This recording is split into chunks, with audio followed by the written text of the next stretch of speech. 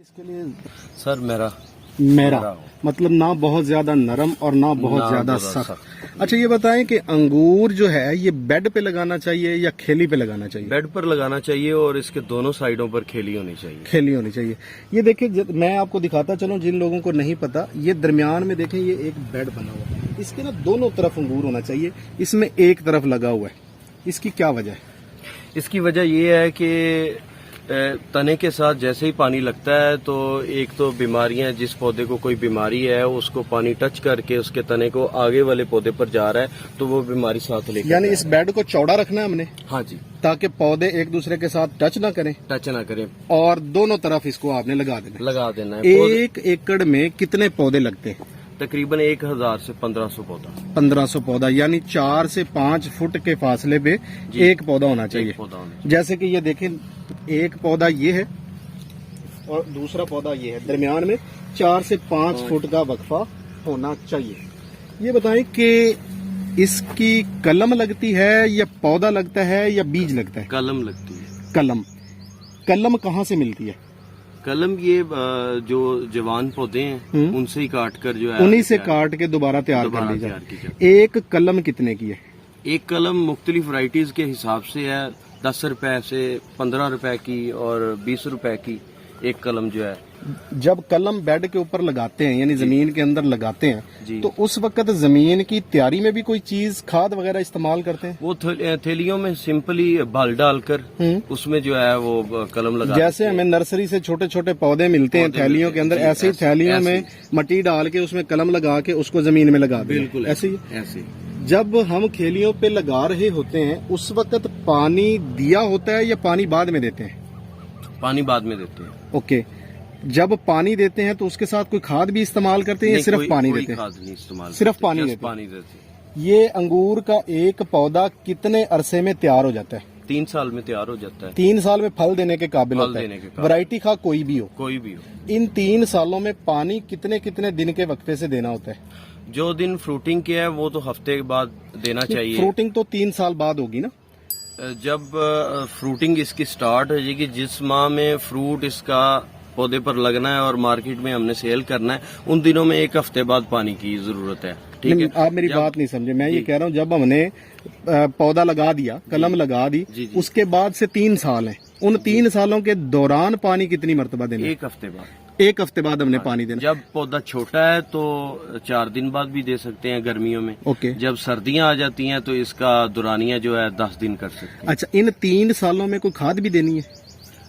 जब नर्सरी में पौधा है तब कोई खाद नहीं देनी। जब उसको आगे फील्ड में शिफ्ट कर देना है तब खाद देना स्टार्ट कर देना। यानी जब वो थैली में भर के बेड पे लग गया जमीन के अंदर तब आपने खाद देनी। 1 साल में हमने इसको कितनी खाद देनी होती है? 1 साल में तकरीबन 3 बोरी DAP। ओके, ठीक है, और 2 से 1.5 बोरी जो है वो नाइट्रोजन की, यूरिया की। ओके, ठीक है, और उसके अलावा पोटाश जो है वो 2 बोरी पोटाश। 2 बारी साल में पोटाश की। ये हो गया इसका खर्चा। ये बताएं कि पौधे के ऊपर किन बीमारियों का अटैक आता है? इस पर ज्यादा तो फंगस का अटैक आता है, एंथ्राकनोज का भी अटैक आता है और उसके अलावा जो है स्याह फफूंदी का अटैक भी आता है, तो ब्राउनदार फफूंदी का भी अटैक आता है। तो फफूंदी के लिए आप स्प्रे कौन सा इस्तेमाल करते हैं? एक तो हम ज्यादा इस्तेमाल करते हैं डाइफेनाकोनाजोल और अजॉक्सिस्टोबन का मिक्सचर, और दूसरा फोसिटाइल एल्यूमिनियम। इस पे थ्रिप्स भी आता है? थ्रिप्स भी आता है। थ्रिप्स के लिए कौन सा स्प्रे करते हैं? क्लोरोफिनापाइर। डाइफेनाकोनाजोल 1 एकड़ में कितनी स्प्रे होती है? ये 1 एकड़ में एक जो 200 ml की बोतल होती है वो 40 ml 50 ml फी टैंकी। यानी एक जो टैंकी होती है उसके अंदर 40 से 50 ml डालना है और आपने कम से कम 4 और ज्यादा 5 टैंकियां लगानी है। जी ऐसे ही है। और जब थ्रिप्स का स्प्रे करना है क्लोरफिनापायर तो वो कितना करना है? वो भी 50 ml उसी रेशो से ही करना है। अच्छा ये बताएं, आपने ऊपर नेट लगाया हुआ है, ये वीडियो में तो शायद नजर नहीं आ रहा, ये जाली लगी हुई है, ये जाली किस लिए लगाई है? ये छोटे चिड़ियां होती हैं जो फल की बेरी को चूंच मारती हैं, डैमेज करती हैं, उससे फल का जो है वो जाया हो जाता है और गुच्छे का भी जो है वो नुकसान होता है। जो गुच्छे का नुकसान हो जाता है या जो फल डैमेज हो जाता है उसको क्या करते हैं? वो हमारा इधर पोल्ट्री फार्म है, उधर मुर्गियों को हम जो है वो डालते हैं। कौन से महीने में फल लगता है? ये फल स्टार्ट होता है फरवरी में। और पक कर तैयार कब होता है? और पक कर तैयार हो जाता है ये जून में भी आता है, ठीक है। और इससे पहले अब जो मंथ चल रहा है मई में, ये भी चलता है, मई जून। अब ये जो फल लगा हुआ है इसको तोड़ते कैसे हैं? टहनी को तोड़ते हैं या काटते हैं? नहीं, काटते हैं। काटने के बाद टोकरियों में लेके जाते हैं या डब्बों में बंद कर देते हैं? इधर से टोकरियों में लेकर जाकर फिर डब्बों में बंद करके मार्केट में भेज देते हैं। गल्ला मंडियों में भेजते हैं या आपकी कोई स्पेशल मार्केट है? गल्ला मंडी में। गल्ला मंडियों में, वहीं पे बोली सिस्टम के तहत बिकते हैं? गल्ला मंडी के साथ हमारा जो ऑनलाइन सेटअप है, ठीक है, उस पर भी हम ऑल ओवर पाकिस्तान में सेल करते हैं। आपका कोई फेसबुक पेज है, यूट्यूब चैनल है या वेबसाइट है? जी, हमारा फेसबुक पेज भी है। किस नाम से? चैनल फार्मिनिया के नाम से। Farminia. YouTube channel? YouTube channel अभी क्रिएट नहीं किया। चलो वो भी फार्मिनिया के नाम से ही कर दें आप, अच्छा रहेगा। बिल्कुल फार्मिनिया के नाम से। अच्छा, 1 एकड़ अंगूर की फसल को संभालने के लिए कितने बंदों की जरूरत होती है? जब तो फल पर होता है तब 3 बंदे 2 बंदे जो है वो केयर करते हैं। जैसे ये जाल वगैरह डालना है तब बंदों की जरूरत है, ठीक है। या फल तोड़ना है 2 बंदे काफी हैं, 2-3 बंदे, ठीक है। तो जब इसका फल वगैरह उतार लिया जाता है तब तो इसमें जो जड़ी बूटियां हैं वो ही तल्फ की जाती हैं। आपके पास उसके लिए 1 बंदा ही काफी है। ओके, आपके पास कितने वैरायटीज लगी हुई हैं? हमारे पास तकरीबन 21 वैरायटीज लगी हुई हैं। 21 वैरायटीज कौन कौन सी? उनमें मोटी मोटी जो नाम है वो गिनवा देंगे? वो शुगरा वन है, ओके, और विट्रो ब्लैक है, ओके, और नार्क ब्लैक है, ओके, परलट है, थॉमसन है, फ्लेम सीडलेस है, ठीक है। और उसके अलावा जो है सेंटेनियन है, ठीक है। उसके अलावा चलिए कोई बात नहीं। अच्छा, ये बताएं कि सबसे ज्यादा शेल्फ लाइफ किस वैरायटी की है? सबसे ज्यादा ये शेल्फ लाइफ शुगरा वन की है, जो अभी हमारे सामने इसी की? जी, इसकी है। और ये कितने दिन तक होती है इसकी शेल्फ लाइफ? ये तकरीबन 1 हफ्ता। 1 हफ्ता। एक पौधा एक सीजन में, एक साल में एवरेज कितना फल देता है? 40 केजी। 40 केजी। 1500 अगर लगा हुआ है पौधा तो इसका मतलब है कि 1500 मण। जी, ऐसे ही 1500 मण। और इसका एवरेज रेट क्या होता है 1 किलो का? एवरेज रेट ये जो शुगरा वन है इसका रेट तो तकरीबन 200 रुपए केजी, 300 रुपए केजी इजीली सेल हो जाता है, ठीक है। अगर हम कम से कम भी ऐड करें तो 2000-3000 का पौधा जो है वो निकल जाता है। यानी 30 लाख रुपया तो कहीं नहीं गया? कहीं नहीं गया। जबरदस्त एवरेज है, बहुत जबरदस्त। खर्चा कोई नहीं एडा ज्यादा है ना? ऐसे बस वो ये सब्र दा फल मीठा। हाँ, 3 साल इंतजार करें, उसके बाद आपको जो है ना केयर है। हाँ जी, तो बस सब्र। अच्छा, ये बताएं कि बहुत से लोगों ने फार्मिंग शुरू की, बहुत से लोगों ने छोड़ दी, डिसर्ट हो गए, लॉस किया लोगों ने, उसकी क्या वजह?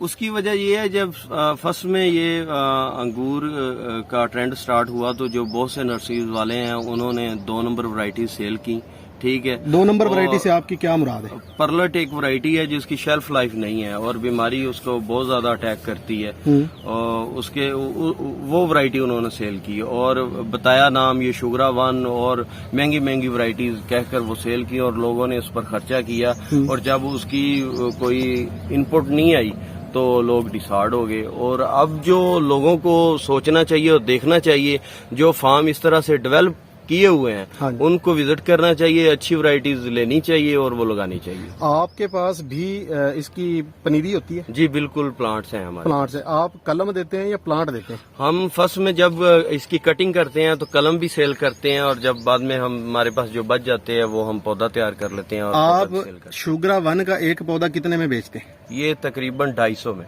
250 में एक पौधा? 250 ज़रब 1500, ढेर सारे पैसे, बहुत सारे हैं। एक पौधे से तकरीबन 200 कलम, 300 यानी कलम ये एक मरतबा का ही खर्चा है। जब पौधा लगा लिया उसके बाद तो फार्मर अपने मजीद खेतों के लिए खुद कलमे पैदा कर सकता है। खुद कलमे पैदा। अच्छा, ये बताएं क्या एक पौधा 1 साल के बाद कलम देने के काबिल हो जाता है? बिल्कुल हो जाता है। ये बताएं कि एक पौधा जो हमने आज लगा लिया इसकी लाइफ कितनी है?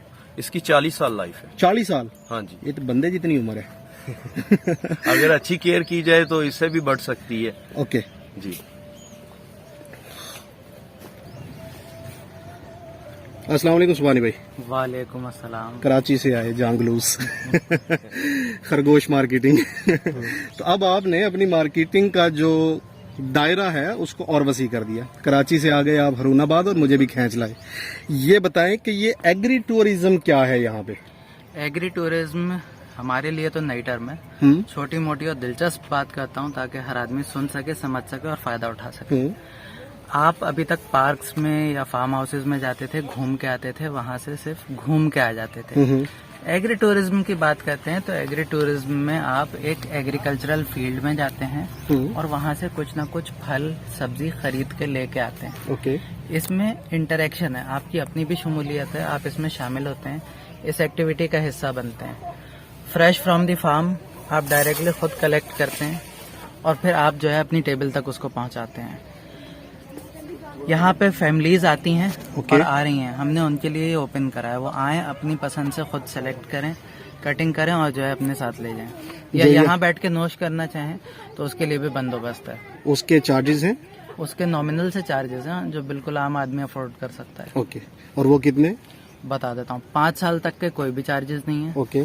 15 साल तक के अफराद के सिर्फ 100 रुपए और अगर 15 साल से ऊपर के हैं तो उसके 200 रुपए। जितना मर्जी खाएं? जितना मर्जी खाएं। जो लेके जाना है वो खुद तोड़ें और पैक करें। हाँ, वो तकरीबन 300 पर केजी है। 300 पर केजी, क्योंकि उसमें हमारी पैकेजिंग कॉस्ट वगैरह आ जाती है। टेलीफोन नंबर के